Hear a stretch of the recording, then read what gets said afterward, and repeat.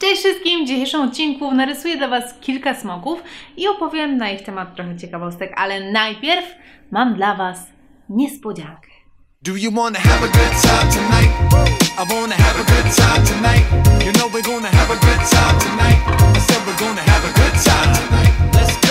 Uwaga, niespodzianka! Rysunki, które dzisiaj wykonam, będziecie mogli mieć na własność. Będą dodawane do każdego zamówienia w sklepie olsikowa.pl, więc nawet jeżeli już macie moją kolorowankę, to możecie kupić bluzę albo koszulkę i też dostaniecie te dodatkowe strony. Ta promocja trwa do niedzieli włącznie. A teraz wracając do tematyki filmu, to rozpoczynam nową serię o nazwie Rysawostki i będę rysować i mówić ciekawostki na dany temat. Wyszukałam trochę informacji na temat smoków, ponieważ zastanawiałam się, skąd się wzięły.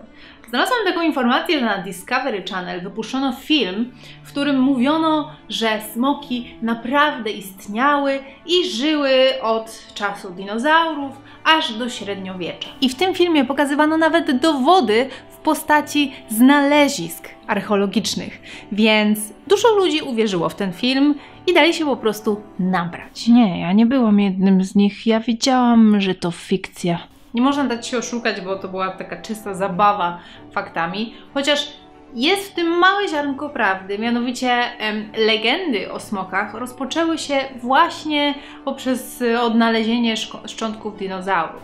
Smoki pojawiały się w wielu mitologiach, w tym mitologii greckiej i właśnie stamtąd pochodzi nazwa smoków, jaką znamy, ponieważ po grecku nazywano je drakan, czyli bystrooki. I tak ze słowa drakan mamy angielski dragon, albo niemiecki drachen, albo czeski drak. A że Polska jak zawsze lubi wszystko robić po swojemu, to my mamy smok. Chociaż z tego co czytałam, ta nazwa była ogólnosłowiańska zmok, przez z. A my sobie zrobiliśmy smok. Smokom najczęściej przypisywane są inteligencja, mądrość, siła, ale też często pełniły funkcje strażników. I tak w mitologii greckiej smok pilnował wyroczni Apolla w Delfach, a inny strzegł złotego runa na polecenie boga Aresa. Ostatniego smoka zabił Kadmos i posiał jego zęby w ziemi, a potem wyrośli z nich dzielni wojownicy. Ci to mieli wyobraźnię, co? No cóż, my też mieliśmy. I tak najsłynniejsza legenda polska o smoku jest o smoku wawelskim. Tylko że ma ona tak jakby dwie odsłony. Tą najbardziej znaną i tą z kroniki polskiej napisaną przez Wincentego Kadłubka na przełomie XII i XIII wieku. W legendzie ludowej, zmienionej, Polską władał król Krak, który miał córkę Wandę. I któregoś dnia Kraków został steroryzowany przez smoka, który zjadał bydło i wszyscy się go bali. Wtedy wkroczył do akcji szewczyk imieniem Skuba, który uratował wszystkich, ponieważ uszył z baranich skór kukłę, którą wypchał siarką, podepchnął to smokowi, który zjadł tą kukłę i następnie zaczęło go palić w środku, więc chcąc ugasić pragnienie w strumieniu, napił się tak dużo, że się zapił na śmierć. Nagrodę szewczyk Skuba otrzymał rękę królewny Wandy i razem zasiedli na tronie. A wersja Wincentego Kadłubka podoba mi się o wiele bardziej. Słuchajcie, jak ona brzmi. Po pierwsze, król miał na imię Grak. Nie dziwię się, że zostało to zmienione na Kraka, ponieważ trochę trudno się to wymawia. Po drugie, miał 3 synów i 1 córkę Wandę. Smok faktycznie mieszkał w pewnej skale i domagał się co tydzień określonej ilości bydła. Groził, że jeżeli ich nie otrzyma, to dokładnie taką samą ilość ludzi pożre. I król, chcąc się pozbyć smoka, nakazał swoim synom, by to oni się zajęli tą sprawą. I po licznych, nieudanych próbach pojawił się ten pomysł z baranią skórą i siarką.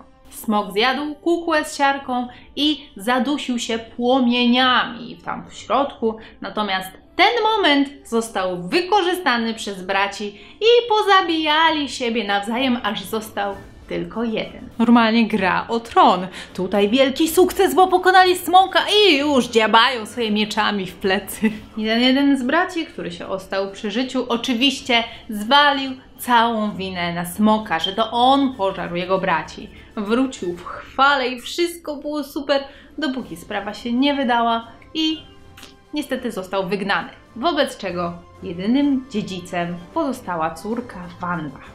I czy ta legenda nie jest o wiele bardziej superowa?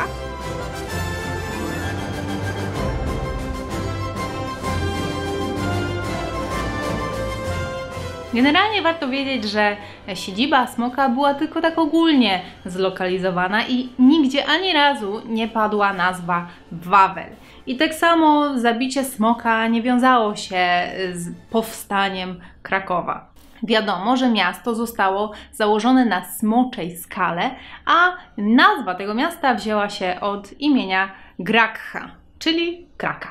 Istnieje wiele więcej legend o smokach i tak wiele miast i wsi ma w swoim herbie smoka, na przykład Dzierżoniów, Bilicz, Żmigród, Nowy Żmigród, Trzciel, Ostruda, Orneta, Dolsk, Mieścisko, Łańcut, Płazów, Sanok, Brzeg Dolny, Miasteczko Śląskie, Nowy Sącz, Biała Podlaska, Dokudów I i Wąwolnica. W legendach istnieją też smoki wodne, które miały takie wielkie pragnienie, że woda im nie wystarczała i musiały połykać wiatr. Tak, bo przecież powszechnie wiadomo, że powietrze jest o wiele bardziej sycące niż woda. W każdym razie w pogoni za wiatrem goniły statki i zjadały im wiatr z żagli, przy tym przewracając je. Tak jak w kulturze europejskiej smoki kojarzone są z zagrożeniem, ze złem, tak w kulturze Dalekiego Wschodu jest wręcz przeciwnie. One, te smoki, sprzyjają ludziom. Przez wieki chińskie smoki symbolizowały władzę cesarską i są też tak jakby patronami wody, więc Chińczycy wierzyli, że każdy zbiornik wody, każda rzeka, nawet każda chmura ma swojego własnego smoka. Jest też chiński idiom, którego niestety wymówić nie potrafię, ale oznacza on pragnąć, aby dziecko zostało smokiem. Jest on używany w stosunku do rodziców, którzy mają zbyt wygórowane ambicje w stosunku do swojego dziecka. Tak wyglądają chińskie smoki. Widać, że różnią się bardzo od tych europejskich. Bardzo często są przedstawiane, jakby miały pyski wielbłąda, ciało węża, jakieś takie łapy z pazurami tygrysie. Tak dużo takich zmieszanych, śmiesznych cech. Ok, widzieliśmy teraz stronę skolorowanki, gdzie główna postać razem z elfką przeglądają książki o smokach. Natomiast ta strona, którą teraz rysuję, przedstawia tą bohaterkę, która zagląda do jakiejś komnaty i widzi tam, że na tronie siedzi wszechpatrząca owca. Wszyscy czczą ją jako władcę, ponieważ ona na wszystko patrzy i wszystko wie. Ta strona pojawiła się w tym odcinku dlatego, że do sklepu olsikowa.pl przybyła dostawa bluz z owcą i są one teraz już dostępne w rozmiarze S. Pamiętajcie, że jeżeli zamówicie taką bluzę, na przykład taką bluzę, to dostaniecie te 3 rysunki z dzisiejszego odcinka do pokolorowania. Wiecie, powiem Wam szczerze, że naprawdę cieszę się, że moi przyjaciele bardzo chętnie noszą te bluzy, bo to oznacza, że podoba im się ich jakość. Ja też uwielbiam ich chodzić, ale najlepszy jest Maciek, bo on zakłada je nawet jak chodzi na spotkania biznesowe. Słuchajcie, wpadajcie do sklepu olsikoła.pl, a do następnego odcinka chciałabym, żebyście pokolorowali strony z dzisiejszego filmu albo narysowali smoki chińskie, bo te takie pozostałe już były w jakichś tam innych odcinkach. W każdym razie wysyłajcie te rysunki na olsikowa@gmail.com. Nie zapomnijcie się podpisać, a my widzimy się za tydzień w czwartek o 18:00. No, to trzymajcie się i pa pa pa pa pa pa!